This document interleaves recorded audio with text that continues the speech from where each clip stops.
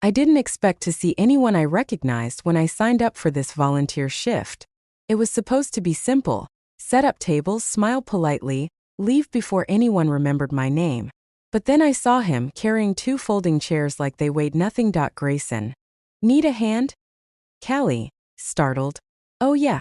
Thanks. Callie. Narration: his voice hadn't changed much since high school. Calm, low, almost too steady for someone our age. I hadn't thought about him in years, yet seeing him made those old-school hallways snap back into focus. Callie. I'll grab the other end. Grayson. Careful. These latches stick if you don't hold them right. Callie. You've done this before? Grayson. A few times. My aunt runs half these events. Callie. Narration: that explained why he was here. Still, something about him felt different. Less like someone filling time, more like someone who decided every movement had a purpose. Callie. So you still live around here? Grayson. Yeah. Works nearby. What about you? Callie. I moved back last year. Family stuff. Grayson. Makes sense. Callie. Narration: he didn't ask for more details. Most people would've. It was like he knew exactly when to stop pressing. We carried the chairs down the hallway, the noise of other volunteers echoing ahead of us. Callie. These things are heavier than I remember. Grayson. You're not holding them wrong. They're just old. Callie. Half smiling. That's reassuring. Callie. Narration: we reached the main hall where tables were being lined up. Grayson set his chairs down in one smooth motion, already moving toward the next task before I'd even unclenched my hands. Callie. Do you always volunteer for stuff like this? Grayson. When I can. Keeps things organized. Callie. You like organizing? Grayson. I like when things don't fall apart because no one planned ahead. Callie. Narration: that wasn't just a casual answer. He said it like someone who'd seen things fall apart too many times before. Callie. I remember you from high school. You always had that notebook. Grayson. Shrugs. Easier than talking sometimes. Callie. You didn't seem shy. Grayson. I wasn't trying to seem anything. Callie. Narration: I didn't know what to say to that, so I grabbed a stack of folding tables instead. He joined me without another word, and we carried them toward the far end of the hall. Callie. Where do these go? Grayson. Against the back wall. Leave space for the raffle line. Callie. Narration: he knew the layout before anyone gave instructions. Not just the tasks but the sequence, the order, the way everything should move. Callie. You've done this a lot. Grayson. Enough times to know where problems start. Callie. Problems? It's a fundraiser. Grayson. Crowds bring mistakes. People forget things. Sometimes they take things. Callie. You think someone would steal from this? Grayson.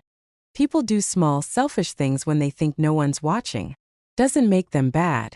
Just means you need to pay attention. Callie. Narration: that wasn't how I'd been raised to see the world. I wanted to believe everyone here was kind, generous, trustworthy. Grayson didn't seem cynical, just prepared. Callie.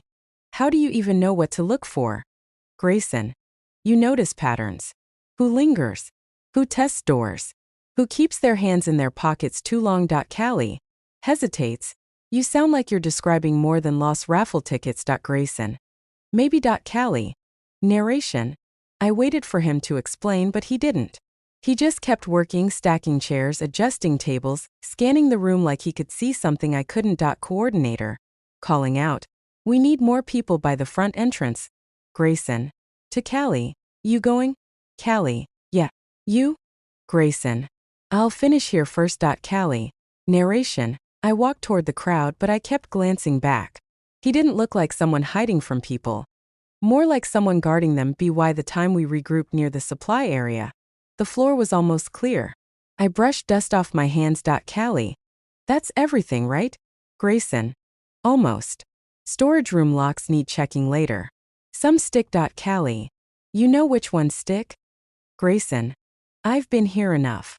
My aunt doesn't like surprises. Callie. Narration: neither did he, apparently. When the coordinator dismissed us for a quick break, everyone rushed for the exit. I almost followed, then stopped when I saw Grayson stay behind. Keys already in hand. Callie. You're not leaving? Grayson. Too much left to do. Things get harder once the doors open. Callie. Narration: The way he said it, quiet, certain, made my stomach tighten. I had signed up to hand out tickets, not to wonder why someone I barely knew seemed to expect trouble before it even arrived. The room felt louder now, filled with volunteers moving in quick, practiced rhythms. I sorted envelopes at the raffle table, trying to match Grayson's quiet efficiency even though I didn't know why I cared. Grayson, you're lining those by number, right? Callie, yes. Grayson, good. The coordinator likes them that way. Callie. Narration, he didn't hover, but I could feel him keeping track of everything, people, supplies, even the doors. He wasn't unfriendly, just deliberate. Callie, how do you keep all this straight? Grayson, habit. Once you've done it a few times, you see where problems start before they show. Callie, smiling, you keep saying that. Are there really that many problems? Grayson, not if someone's paying attention. Callie. Narration, there it was again, his constant awareness, like this event was more than just tables and tickets. I didn't know if it was caution or something heavier. Coordinator, Grayson, we need someone in the storage hallway. Boxes are getting mixed up. Grayson, I'll go. Callie, I can help. Grayson, you don't have to. Callie, I don't mind. Callie. Narration, he gave a small nod, like refusing would waste more time than agreeing. The storage hallway was quieter, lined with metal doors and low ceiling lights.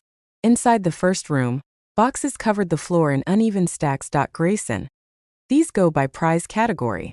We'll move them against the far wall. Callie, got it. Callie. Narration, I bent to lift one, surprised by its weight. Grayson shifted another easily, his focus precise as he checked each label before sliding it into place. Callie, this looks like a lot for a small event. Grayson, it is. People donate more when they think it's well run. Callie, and you make sure it stays that way? Grayson, I try. Callie. Narration, he said it plainly without any pride. Just a fact. I crouched to grab another box when I heard faint footsteps from the hallway, soft, quick, not like the steady rhythm of volunteers. Callie, did you hear that? Grayson, yeah. Callie, probably someone else working, right? Grayson, maybe. Callie. Narration, he stepped into the hallway, scanning it carefully. No one was there. The fluorescent lights hummed overhead, and the empty stretch looked longer than before. Grayson, let's finish up fast. Callie, something wrong? Grayson, not sure yet. Callie. Narration, we moved quicker. His pace had shifted, sharp and deliberate now. When the last box was stacked, he locked the door with a key from his pocket. Callie, you carry keys for this place? Grayson, my aunt trusts me with them. Callie, hesitating, so, you've done this enough to need keys, know the problem doors and recognize footsteps? Grayson, or I've done this enough to know what happens when you don't. Callie. Narration, I didn't know how to respond. He wasn't trying to scare me, he just seemed certain that preparation was necessary. We walked back toward the main hall. The noise growing again, laughter, voices, music. I wanted to relax, but the unease from that hallway clung to me. Callie, you think those footsteps were someone trying to take something? Grayson, could be. Or just someone curious. Doesn't matter until we know. Callie, you're really not surprised by this possibility. Grayson, I've learned not to be. Callie.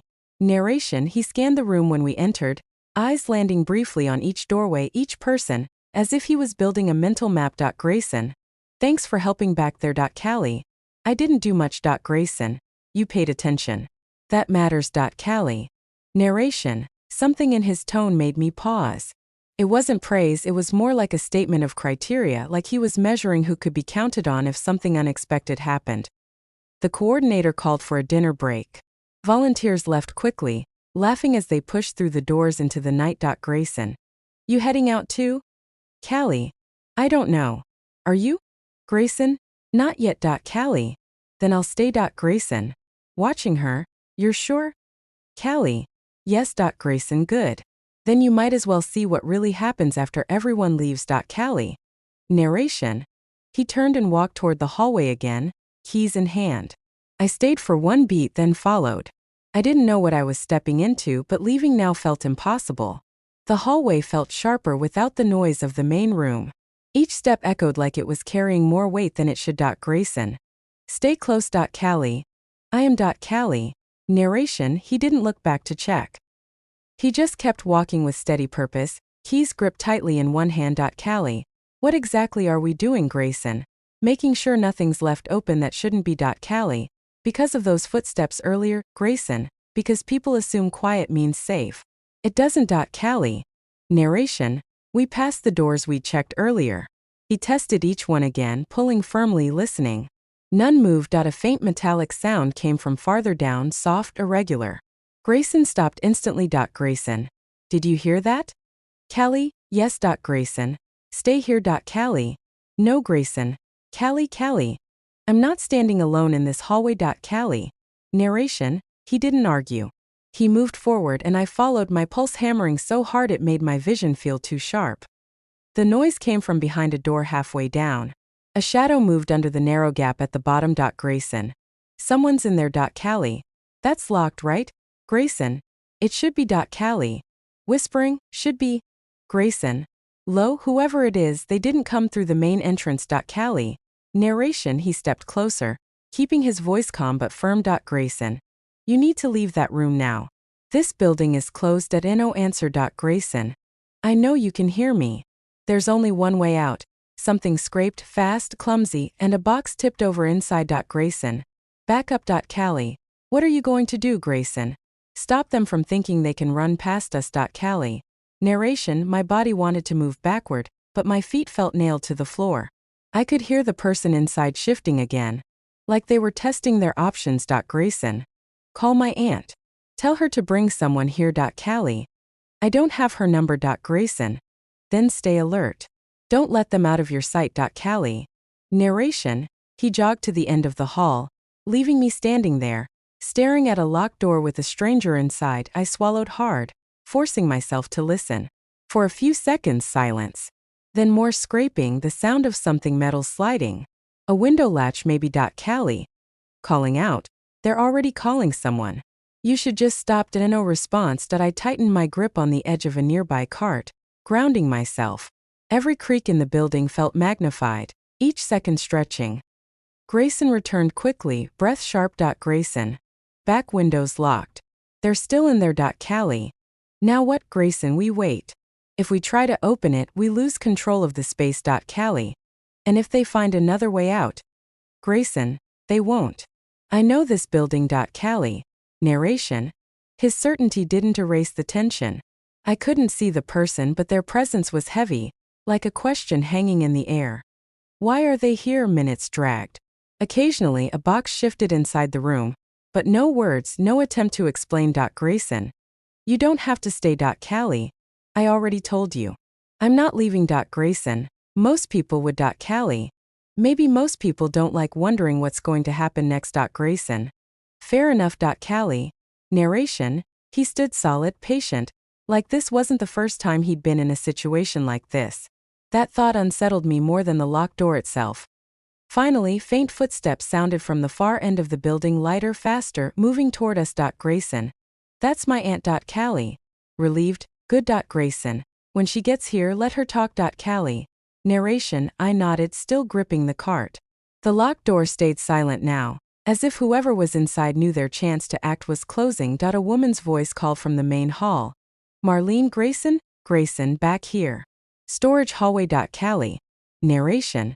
A tall woman appeared, keys and phone in hand. She took one look at Grayson, then at me, then at the door. Marlene. How many, Grayson? Just one, I think. Marlene. Police? Grayson. Not yet. We don't know what they want. Callie. Quietly. You think they're dangerous? Marlene. Firm. We treat anyone who hides in a locked room as unpredictable. Callie. Narration. My stomach tightened. This had stopped feeling like a volunteer shift and started feeling like something else entirely. Something I hadn't agreed to but couldn't walk away from. Marlene didn't waste time. She stepped closer to the locked door. Voice firm but controlled. Marlene. You need to come out now. This isn't going to end the way you think. No answer. Marlene. I'm giving you one chance to walk out without the police here. A low voice came from inside. Muffled but clear enough. Stranger. I'm not stealing anything. Marlene. Then open the door and prove it, stranger. I just need to leave. Grayson. You're not leaving without talking. Callie. Narration. The stranger's shadow shifted under the gap.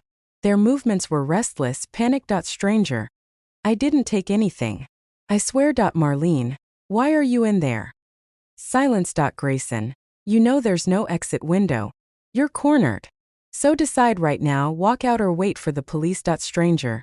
I can't have the police here. Marlene. That's your choice, not ours. Callie. Narration. I felt the tension tighten around us, like the air itself had turned heavy. Stranger. Quiet or fine. I'll come out. Grayson. Step back from the door first. Hands visible. There was a pause, then a small metallic click. The knob turned slowly, and the door opened just enough to reveal a young man. Late 20s maybe, clothes wrinkled, eyes darting everywhere. Marlene. Step into the hall. He did. Hands raised. Grayson. What's your name? Stranger. Travis. Marlene. What were you doing in that room, Travis? Travis.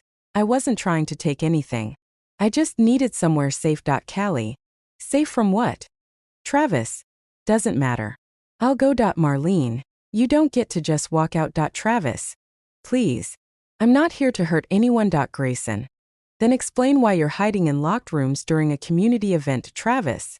I didn't know people would still be here. I thought it'd be empty. Callie. Narration. He wasn't lying well. His eyes kept flicking toward the far end of the hallway, like he was planning an escape even while standing still. Marlene. You're staying until we figure this out. Travis. You don't understand. Grayson. Then make us. Travis. There are people looking for me. Bad people. I just needed somewhere to disappear for a while. Callie. You broke in to hide? Travis. I didn't break anything. The door was open. Grayson. That room was locked. Travis. Hesitating. Then I found a way. Marlene. That's not helping your case. Callie. Narration. He looked trapped. Not just physically but completely. Like every word he spoke pushed him into a smaller corner. Travis. Please. I'll leave everything how it was. You'll never see me again. Grayson. We can't let you just walk out. Travis. Then call the cops. Marlene. If we do that, whatever trouble you're in becomes theirs, and maybe ours too. Travis. Desperate? You think I want this? I just needed time. Grayson. Time for what?